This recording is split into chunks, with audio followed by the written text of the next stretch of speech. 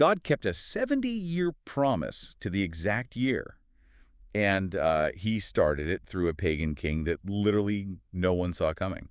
Yeah, I mean, if you were a Jewish exile living in Babylon in, say, 539 BC, your world was over. Completely over. Right, just total devastation. Exactly. Your majestic temple was ash. Your royal lineage was essentially wiped out. You were living as a captive in the most formidable empire on the planet. Wow. But entirely behind the scenes of global politics, a divine countdown timer was about to hit zero. That is just the immense scale of the story we are stepping into today. I mean, welcome to the deep dive, everyone. Glad to be here. Today we are opening up the book of Ezra. We're doing a real documentary-style exploration here, looking at a huge stack of historical records, archaeological notes, and biblical text. Right, because this is a stunning narrative of exile, unlikely restoration, and just divine precision. Yeah, and if you listening right now have ever felt like history is just spinning out of control, or maybe the promises are forgotten, well, this deep dive proves otherwise. It really does. It is a story about the meticulous timing of God and how he actually orchestrates global empires to bring his people home. But, to really feel the impact of what happens in this text, we can't just start with the liberation. No, you definitely can. Right. We have to understand the sheer devastation that came first. I mean, you don't get the miracle of the return without first surviving the nightmare of the exile. So take us back to 586 BC. What actually happened to these people? Well, we really have to imagine the physical and psychological horror of the Babylonian siege of Jerusalem. Brutal, right? Beyond brutal. King Nebuchadnezzar didn't just conquer the city. I mean, he dismantled its very soul. Wow. Solomon's temple, which had stood for centuries as the literal epicenter of God's presence on earth, was just stripped of its gold, burned to its foundations, and reduced to rubble. And the royal family too, right? Yeah. Line of David. Yeah, tragically. The royal family of David was brutally decimated. King Zedekiah was actually forced to watch his own sons executed before his eyes were gouged out. Yeah, ensuring that the slaughter of his lineage was the very last thing he ever saw. That is unspeakably brutal. I mean, that psychological warfare meant to completely shatter a national identity. It was highly effective, too. After the destruction, the Babylonians gathered up the survivors, the skilled workers, the intellectuals, the nobility. The ones they could use. Right, and they forced them on a 900-mile death march across the harsh, ancient Near Eastern terrain all the way back to Babylon. I can't even fathom that. Imagine being uprooted from your ancestral homeland and forced to walk the equivalent distance of New York to Chicago. In chains. Right, in chains, just to serve the empire that just burned your world to the ground. And once they are there, the theological crisis has to be even worse than the physical captivity, honestly. Wait, how so? Explain that. Well, if you are an ancient Israelite, your entire understanding of the cosmos is tied to the temple and the land. Okay, right. So if your temple is destroyed, the logical conclusion in the ancient world is that your god has been defeated. Ah, I see. Yeah, Marduk, the god of Babylon, appears to have completely crushed Yahweh, the god of Israel. It says the strongest god wins and the winner takes the spoils. That was just the logic back then. Exactly. That was the prevailing logic of the ancient Near East. So for decades, the Israelites are sitting by the rivers of Babylon, weeping, wondering if the covenant is completely dead. Just a total crisis of faith. But there was a prophet named Jeremiah who had gone on record before the destruction. Yes, Jeremiah. He prophesied that this exile was not a defeat, but a discipline, and he put a highly specific timestamp on it. Which is crazy to think about. Right. He said the captivity would last exactly 70 years. Exactly 70 years. Mm. Which brings us to the geopolitical earthquake that kicks off the book of Ezra. The shift. Right, 70 years are wrapping up and the world stage shifts dramatically. We move from the dust of captivity in Babylon right into the glittering throne room of Persia. The year is 538 BC. And this shift happens through a man named Cyrus the Great. Yeah. In 539 BC, the Medo-Persian Empire conquers Babylon. Overnight, Cyrus becomes the most powerful man on the planet. Just massive power. He commands an empire that stretches from the Indus River all the way to the Mediterranean. And the very next year, 538 BC, we get the opening lines of the book of Ezra. Oh, I love this verse. Ezra 1.1 lays it out in the ESV. It says, "In the first year of Cyrus king of Persia, that the word of the Lord by the mouth of Jeremiah might be fulfilled. The Lord stirred up the spirit of Cyrus, king of Persia. Stirred up the spirit. I mean, that phrase stops me in my tracks. It's incredible. Cyrus is a Persian emperor. He doesn't worship the god of Israel. He's worshiping Ahura Mazda or, other Persian deities. Right, he's fully pagan. He has absolutely no idea he is participating in a Hebrew prophecy. It is a stunning display of divine sovereignty. We are looking at God exercising absolute authority over pagan empires. Reminds me of that proverb. Yes, the writer of Proverbs captured this dynamic perfectly centuries earlier in Proverbs 21.1. How does it go again? It says, "The king's heart is a stream of water in the hand of the Lord. He turns it wherever he will." Wow. The most powerful, heavily armed autocrat on the face of the earth is nothing more than an irrigation ditch in the hands of the sovereign God. Just a ditch. Yeah, God just digs a little trench, redirects the water, and waters the exact field he wants watered. I really want to sit with that stream of water analogy for a moment because I want to connect it to how power actually works. Sure. I picture a grandmaster chess player. That's a good way to look at it. Right. When you watch the best in the world play chess, they don't just use their own pieces to attack. They are so brilliant that they manipulate the board to force the opponent to use their own pieces, their own momentum, to trap themselves. That's exactly it. The grandmaster wins by moving the opponent's pieces.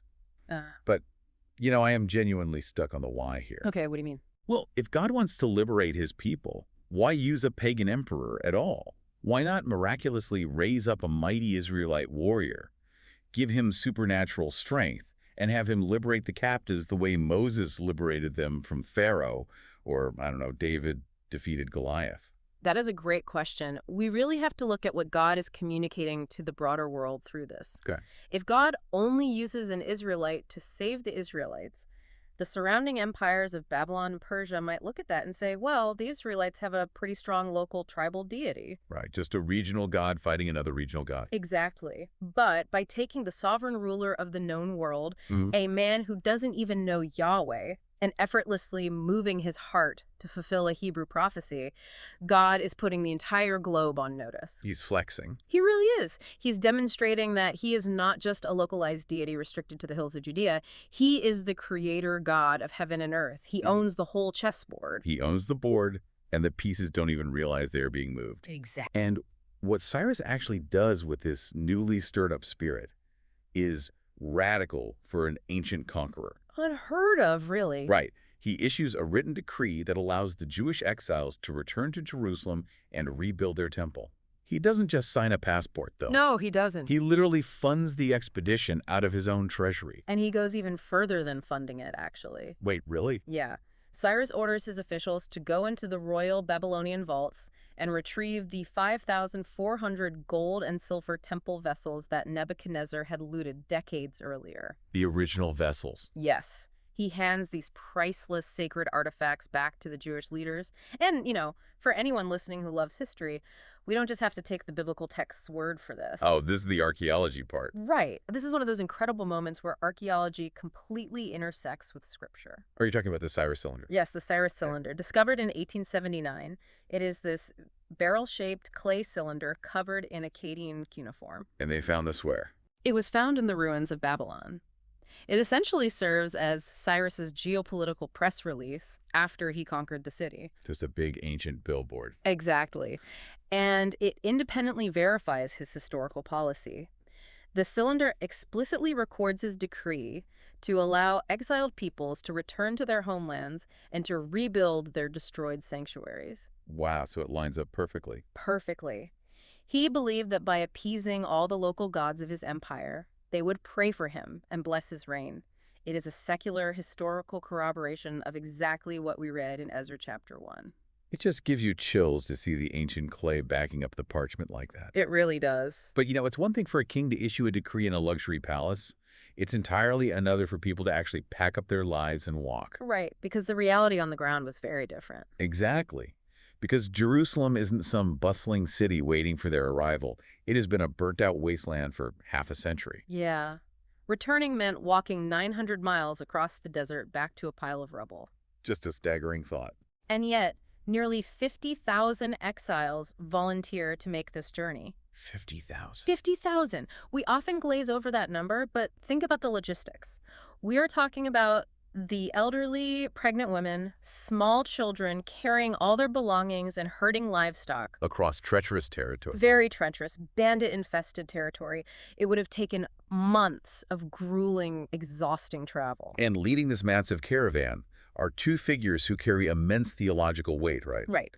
We have Zerubbabel, who is the civil governor, and Jeshua the high priest. And their lineage is everything here. Unpack that for us. Well, Zerubbabel is a direct descendant of King David. He is the grandson of King Jehoiachin, who had been taken into exile. Okay. And Jeshua is a direct descendant of Aaron, the first high priest. Wow, so you have the royal Davidic line and the priestly Aaronic line. Exactly. Both preserved through the devastation of Babylon, rising from the ashes to lead the people home. So they finally arrive in Jerusalem in 536 BC. I imagine the shock of seeing the absolute desolation of their homeland. It must have been heartbreaking. Right. But when they finally drop their bags and start working, their priority completely surprises me. Oh, about what they build first. Yeah. They don't immediately start building massive defensive walls.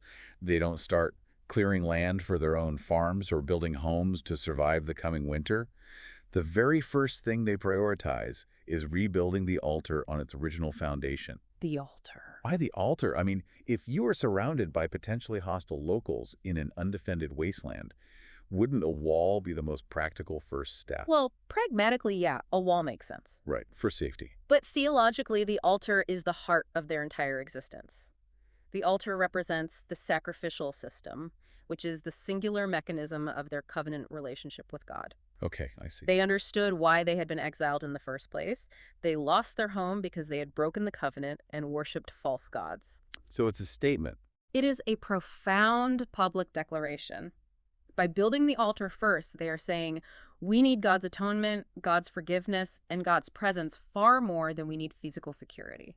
That's powerful. They realize that an impenetrable wall means absolutely nothing if God is not dwelling inside the city. Man, that requires a staggering amount of faith, prioritizing the spiritual reality over the immediate, terrifying physical threat of their neighbors. Yes. And this devotion leads to a moment of immense emotional weight. It really does. Once the altar's functioning, they spend months gathering materials. Cedar wood from Lebanon, hiring masons and carpenters. Finally, they gather to officially lay the foundation of the new temple. And the text in Ezra chapter 3 describes this scene that feels almost chaotic in its emotion. Yeah, walk us through that scene. It is arguably one of the most poignant, raw scenes in the entire biblical narrative. Ezra 3.11 through 13 sets a massive dedication ceremony. Like a huge festival. Exactly. The priests step forward in their sole liturgical apparel with trumpets. The Levites are clashing cymbals. Sounds loud. Oh, very loud. They begin to sing antiphonally, calling and responding to one another, singing the ancient refrain. For he is good, for his steadfast love endures forever toward Israel. See, that sounds like a scene of pure, unadulterated triumph. Right. But the sources point out a jarring detail here. The celebration is deeply, deeply fractured. Very fractured. The younger generation, the people who had been born in Babylon and had only ever heard stories of a temple, they are shouting at the top of their lungs for joy. Because to them, seeing a foundation laid is an impossible miracle. Right. But then there are the older men. The elders, the ones who were in their 70s or 80s. Yeah, what's going on with them? Well, these men had been children or teenagers before the exile. They had seen with their own eyes the staggering, breathtaking glory of Solomon's original temple. Which was massive, right. Huge, a structure overlaid with unimaginable amounts of gold, standing as the crown jewel of the Middle East. Wow. So when they look at this new foundation, they don't shout for joy. They weep with a loud voice. The text says the sound of the shouting and the sound of the weeping mingled together so deeply that people standing far off couldn't distinguish the joy from the sorrow. It was just one massive, complex roar of human emotion rolling over the hills of Judah. I've been trying to put myself in the shoes of those older men. It's hard to imagine. I mean, imagine you grew up in a magnificent, sprawling family estate that your grandfather built. It was your pride and joy. Okay. One day you watch it burn to the ground because of a fire you accidentally started. Decades pass. You finally get to go back to the plot of land and you see a much smaller, rougher, more modest structure being built in its place. Right. I'm stuck on this weeping, though. Are these elders just being cynical and nostalgic? Like, are they crying because the new building isn't as pretty, or is something much deeper going on here? Oh, it's a profound intersection of grief and grace. Grief and grace. Yeah, there is certainly the grief of comparison. The new foundation was visibly smaller and less opulent than Solomon's. But it goes far beyond architecture. What else is it? When they look at that modest foundation, they are staring directly at the physical consequences of their own generation's sin. The guilt. Yes, they're remembering the siege, the starvation, the friends and families slaughtered by Nebuchadnezzar's swords. They are weeping over the decades of lost time and the agony of the exile. That is heavy. But simultaneously, they are standing on the soil of their homeland. They are breathing the air of Jerusalem, watching smoke rise from the altar of their God. Right. They actually made it back. They are realizing that despite their catastrophic failures, God kept his promise to bring them back. It is the crushing pain of consequence colliding head-on with the overwhelming relief of grace. Wow. You just can't separate the tears of sorrow from the tears of joy. The pain of consequence colliding with the relief of grace. That is so deeply human. It really is. But of course, the emotional high of laying that foundation immediately hits a brick wall of geopolitical reality. Doesn't it always? Right. Because if there's one constant in history, it is that progress always attracts opposition. Without fail. The moment the foundation is laid, the local inhabitants take notice. Who are these locals? These are primarily the Samaritans and other groups who had been resettled into the region by the Assyrian Empire over a century earlier. Okay, got it. Initially, they approach Zerubbabel with what looks like an olive branch. They say, "Let us build with you, for we seek your God as you do, and we have been sacrificing to him ever since the days of Esarhaddon, king of Assyria." Which, on paper, sounds like a massive win. It does sound great. Right.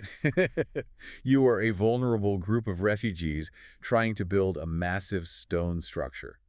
The locals offer extra labor, extra funds, and local political cover.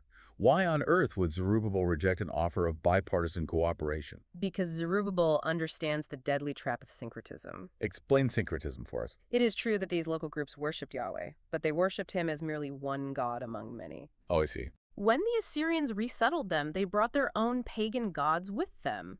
So they would offer a sacrifice to Yahweh on a Tuesday, and then sacrifice to a fertility god or a sun god on Wednesday. A little bit of everything. Exactly. And Zerubbabel recognizes instantly that accepting their help means merging their sacred covenantal work with pagan practices. It would pollute the whole project. It would inextricably link the new temple to idolatrous neighbors. Uh-huh. And he knows his history. That exact kind of spiritual compromise is what corrupted the nation and provoked the Babylonian exile in the first place. So he just shuts it down. Completely. Zerubbabel draws a hard line in the sand. He flat out refuses their help. He says, "You have nothing to do with us in building a house to our God." And the adversaries do not take that rejection lightly. I bet he didn't. The olive branch snaps, and they turn fiercely hostile. They launch what is essentially a highly coordinated, ancient legal and political smear campaign. What does that look like in the ancient world? The adversaries shift from diplomacy to sabotage. They hire professional counselors, essentially ancient lobbyists, to frustrate the building plans at the Persian court. Lobbyists. Wow. Yeah, they write formal letters to the Persian officials claiming that Jerusalem has a history of rebellion.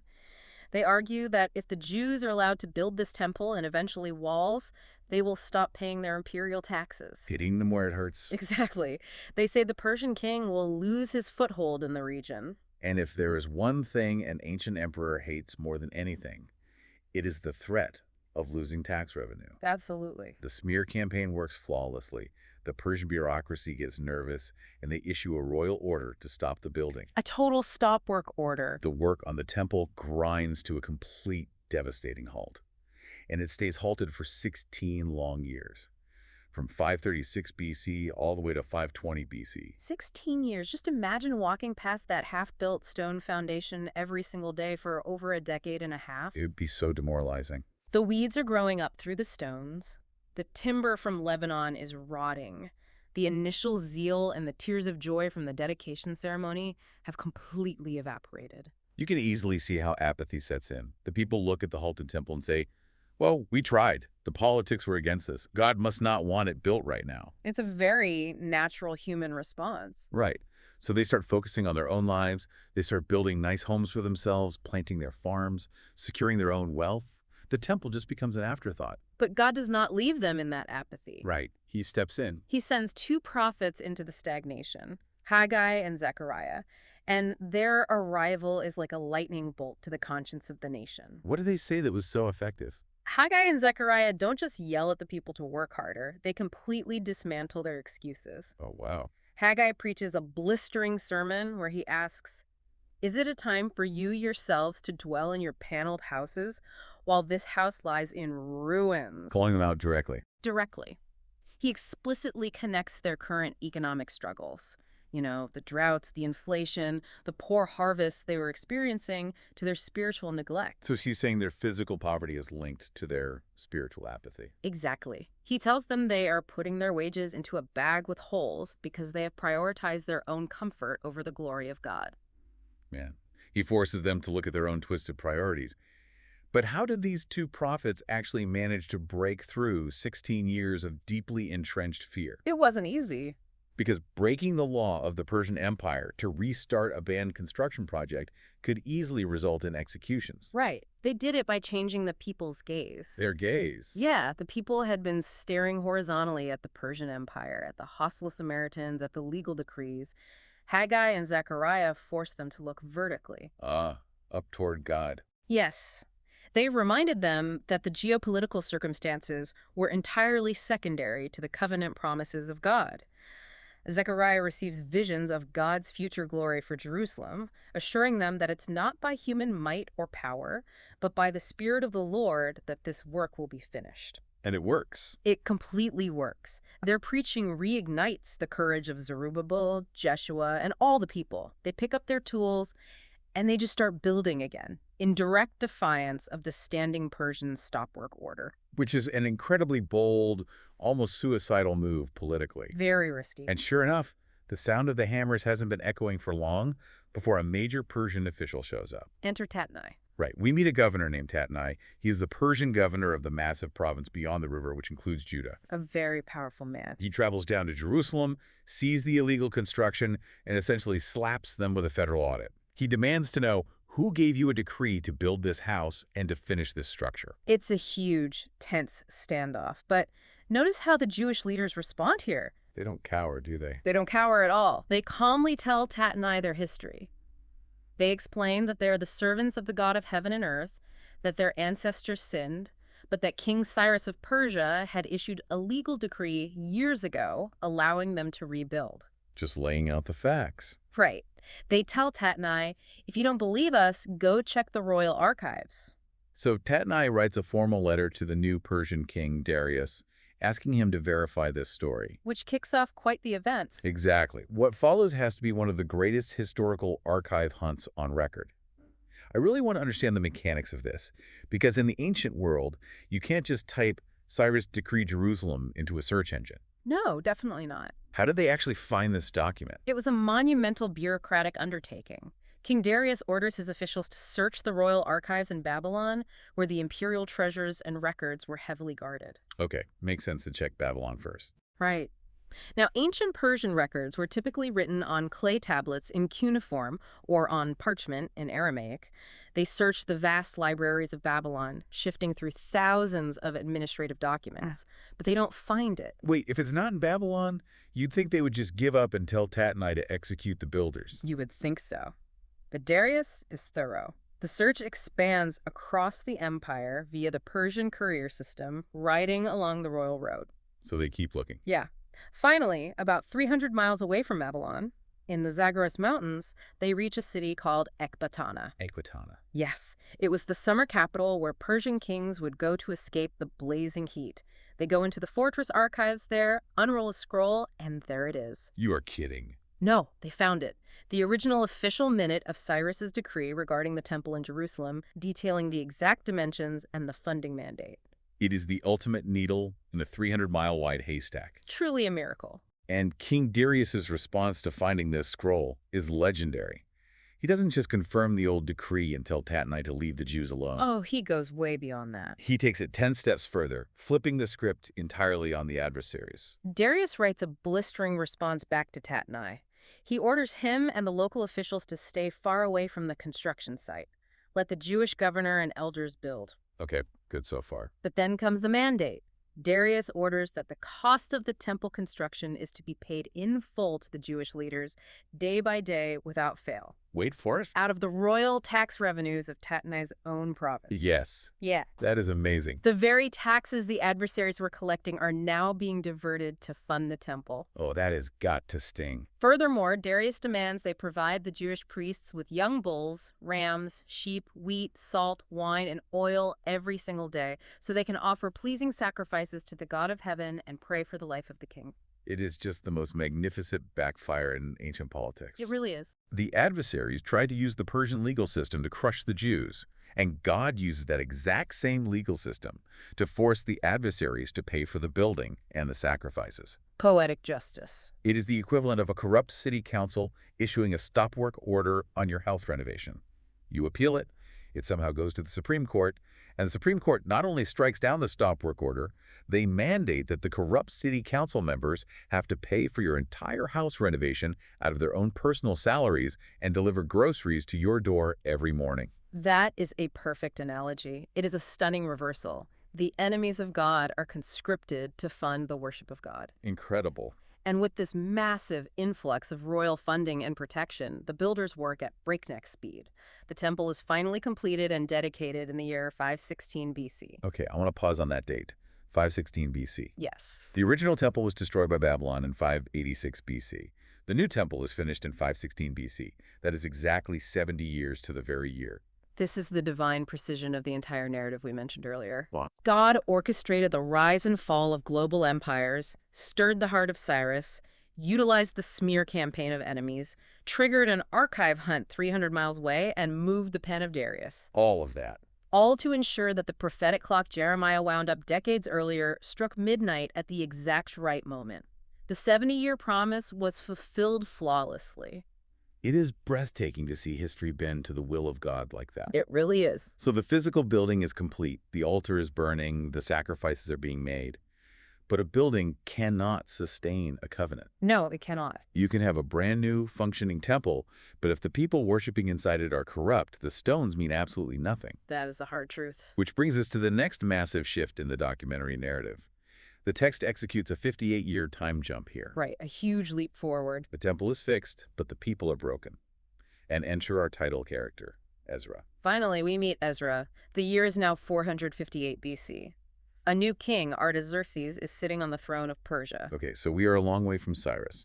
Yes, we are now decades removed from Zerubbabel and the original builders. And unfortunately, the initial zeal has faded into profound spiritual compromise. Already. The people desperately need a theological and moral rebuilding. And Artaxerxes issues a remarkable commission to a Jewish man named Ezra, who is still living back in Babylon. What kind of commission? Artaxerxes gives Ezra an enormous blank check, vast financial backing from the royal treasury, the political authority to appoint magistrates and judges in Judah, and a specific mandate to teach the law of his God to the people in the region. The obvious question is, who exactly is Ezra? Why is the emperor of Persia handing over this kind of sweeping authority to him? Because he isn't just a random mid-level bureaucrat. No, Ezra's resume is unparalleled in his generation. The text takes great care to trace his genealogical lineage all the way back through the high priest directly to Aaron, the brother of Moses. So he has serious credibility. He possesses supreme, undisputed priestly authority.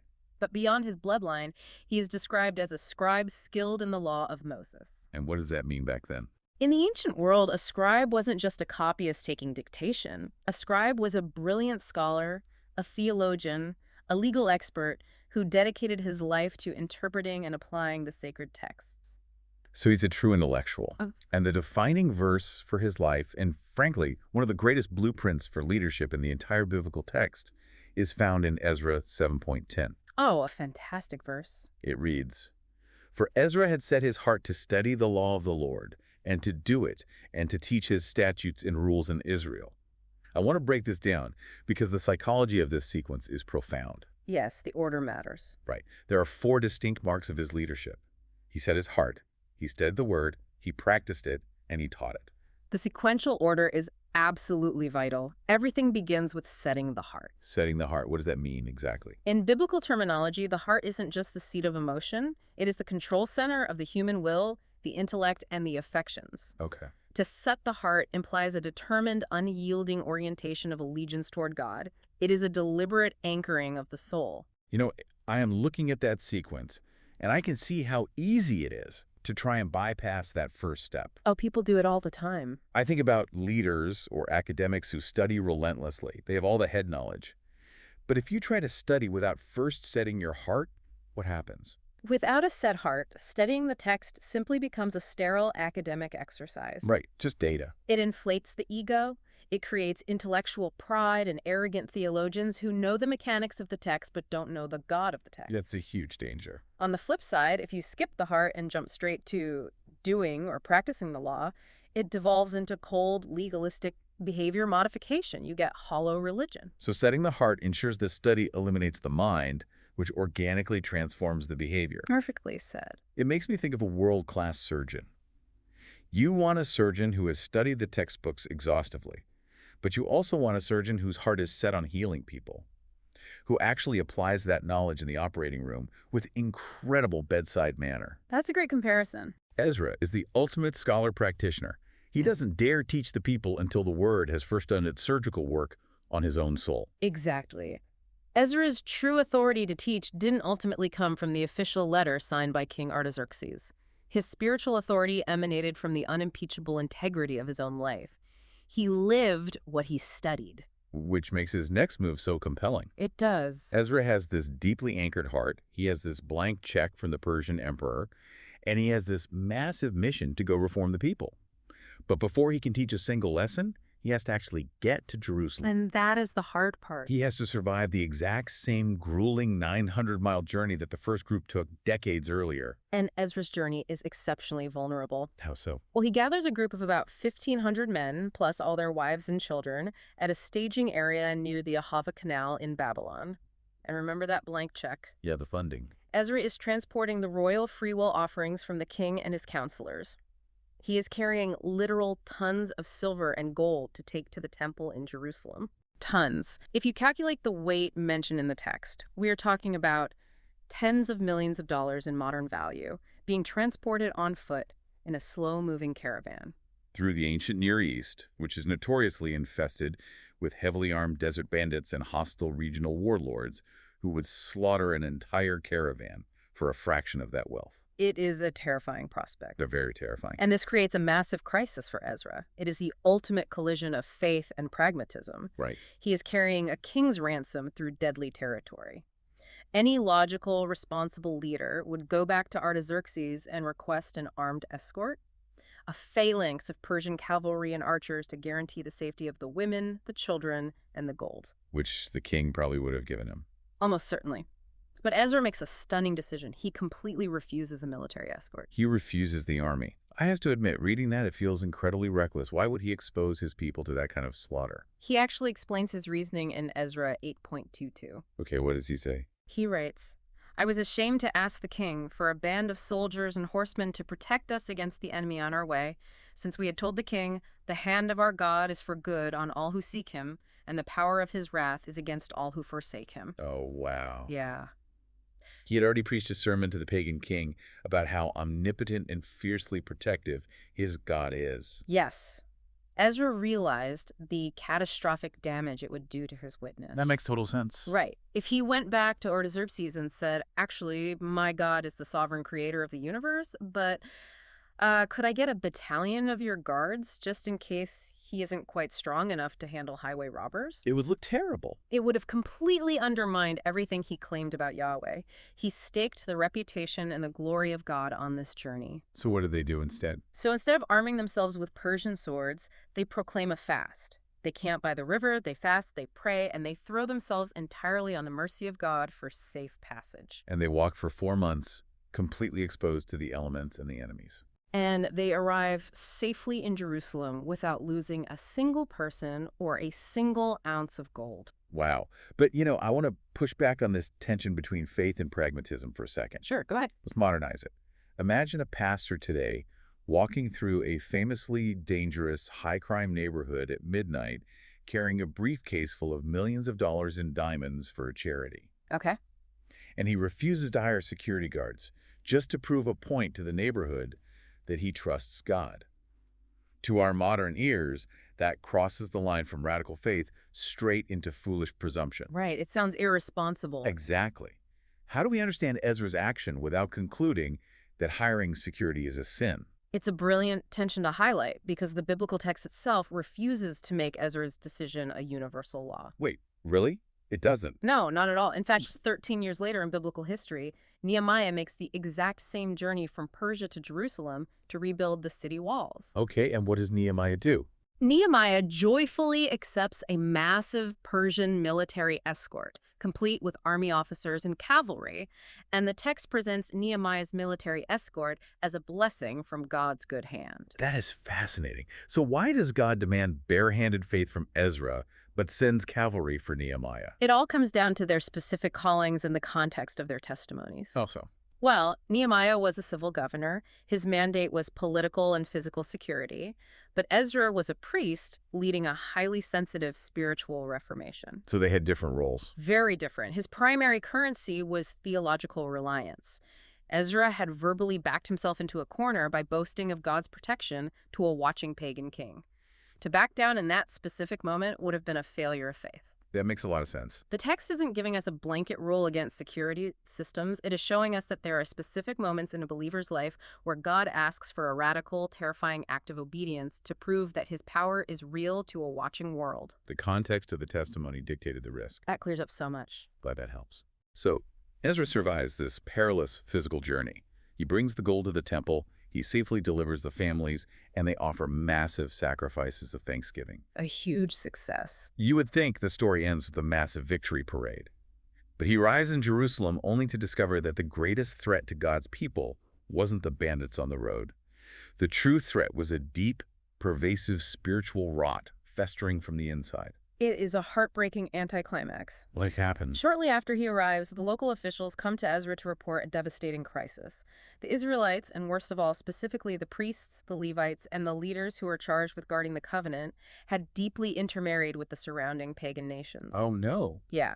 They had taken foreign wives from the Canaanites, the Hittites, the Amorites, and others, and were rapidly adopting their abominable, idolatrous practices. It is history repeating itself in the most agonizing way imaginable. It truly is. This is the exact same sin of syncretism that destroyed King Solomon's heart and ultimately caused the Babylonian exile that they just spent 70 years suffering through. And Ezra understands the stakes immediately. What does he do? His reaction is visceral and absolute.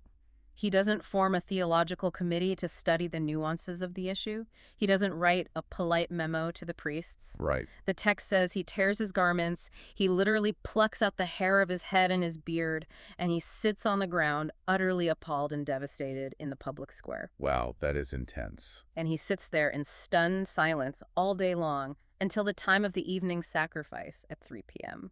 Tearing the clothes and pulling out hair. I mean, that is the ancient Near Eastern physical manifestation of profound mourning, right? Exactly. He's acting like someone who has just been told his entire family was killed in a tragic accident. Because he knows that spiritual compromise on this scale is a death sentence for the restored community. He knows what's coming if they don't fix it. Right. If this sin takes root, the covenant is breached, and God will remove his presence again. At the time of the evening sacrifice, the time of atonement, Ezra rises from his fasting. He falls to his knees in the pouring rain, spreads out his hands to the Lord, and offers an incredibly moving, raw prayer of confession. I want to look closely at the words he uses in that prayer. Let's do it. In Ezra 9:6, he cries out, "Oh my God, I am ashamed and blush to lift my face to you, my God, for our iniquities have risen higher than our heads, and our guilt is mounted up to the heavens." The pronouns are the key to understanding his leadership here. Notice that he does not say, "God, I am ashamed of them." Exactly. He doesn't point a self-righteous finger and say, "Look at what these wicked people have done." He says, "I am ashamed for our iniquities, our guilt." And Ezra didn't commit this sin. He had just arrived in town. He certainly didn't marry a pagan wife. Yet he uses we and our. He explicitly identifies with the people's sin. He steps into the mud with them. He takes the staggering burden and the guilt of the entire community upon his own shoulders as he intercedes before a holy God. That type of intercessory leadership is vanishingly rare. He isn't lecturing them. He is mourning for them. It's beautiful. But, as beautiful as his prayer is, I have to bring up a major tension here. Oh, definitely. The resolution to this crisis is that the people enter a covenant to send away their foreign wives. And we really need to anticipate how incredibly uncomfortable this scene makes a modern reader. Very uncomfortable. Because to our ears today, demanding that a community separate from foreign spouses sounds intensely harsh.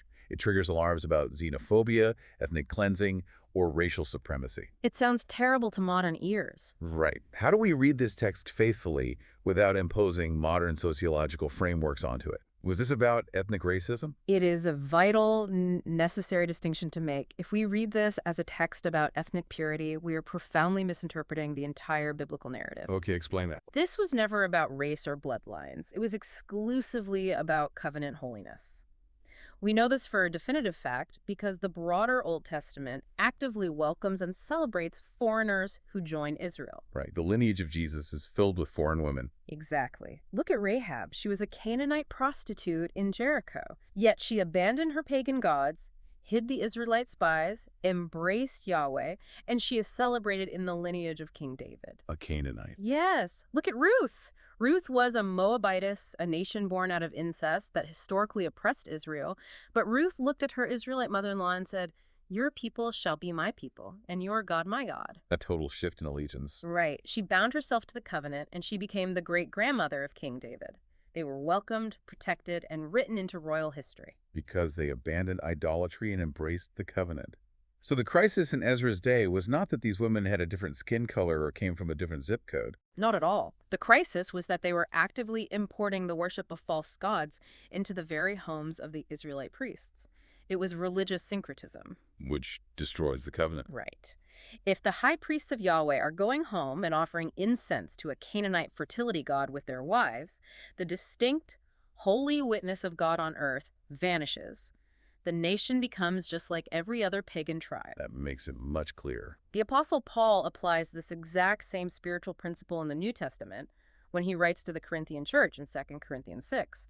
He commands them, "Do not be unequally yoked with unbelievers." Oh, that verse. He isn't talking about race. He is talking about spiritual incompatibility. Light cannot fellowship with darkness. In Ezra's day, this was a drastic surgical separation required to save the spiritual life of the nation before the infection killed them all. A surgical amputation to save the body. It is painful, but it is necessary for survival. Exactly. And seeing Ezra weeping, tearing his hair, praying in the freezing rain, taking their guilt upon himself, it shatters the hardness of the community's heart. It truly breaks them. They gather around him in massive numbers, they weep bitterly with him, and they voluntarily commit to covenant renewal. They do the excruciatingly hard work of repentance. Which is the ultimate goal of Ezra's ministry. He didn't just teach the law, he facilitated the restoration of their hearts to God. Now, as we begin to pull the camera back from these individual historical events, from Cyrus's decree to the foundation weeping, to Ezra in the rain, a much grander, breathtaking architectural blueprint begins to emerge. A huge blueprint. Because these events in the book of Ezra aren't just isolated historical facts.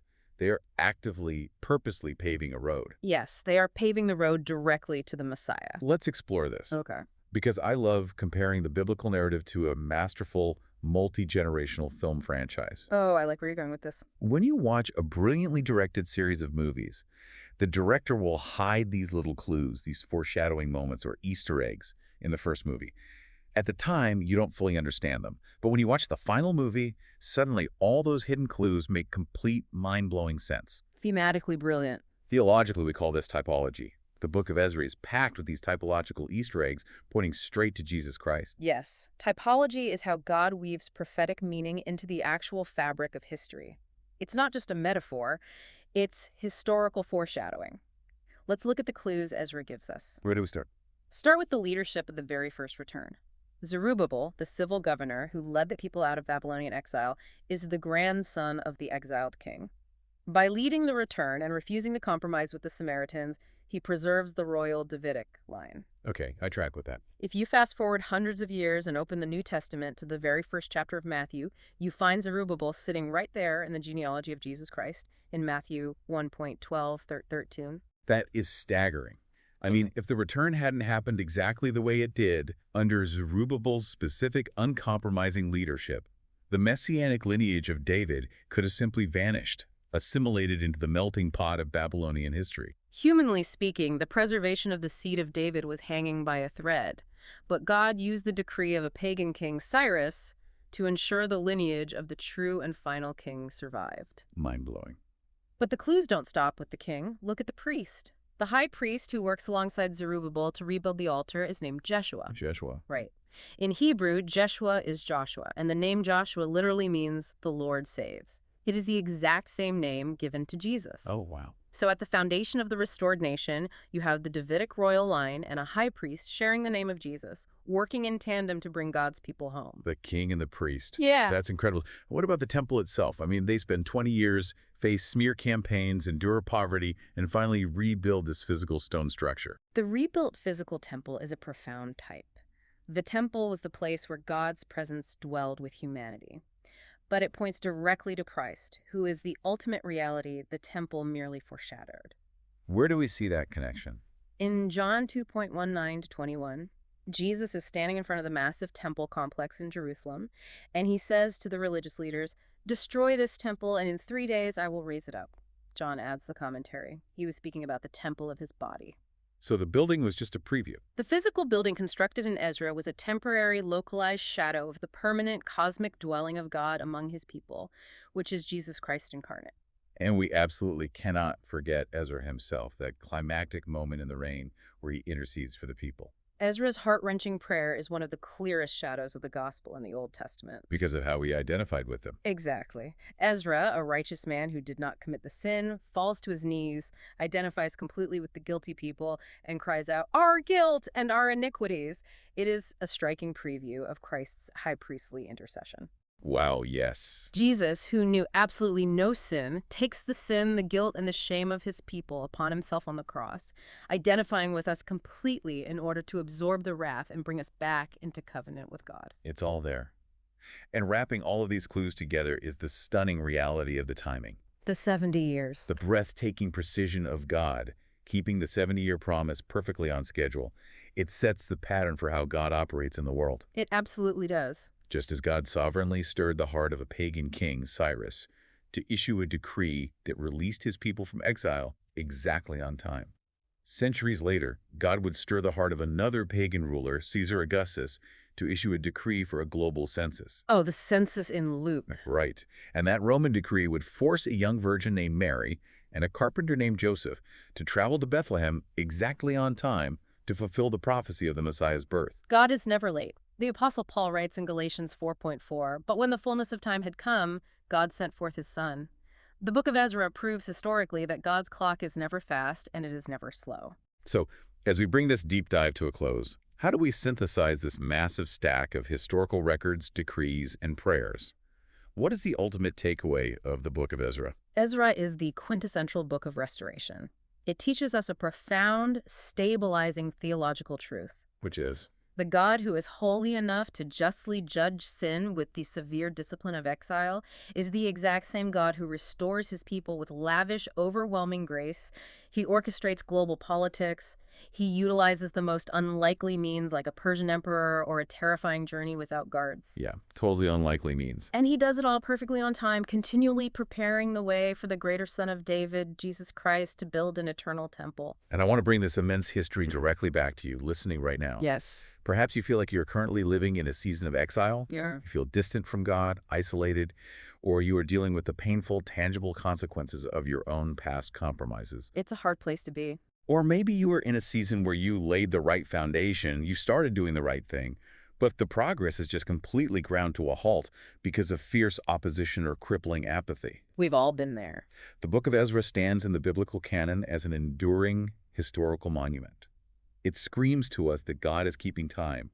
He is not done with your story of restoration, and he is still actively moving the hearts of kings.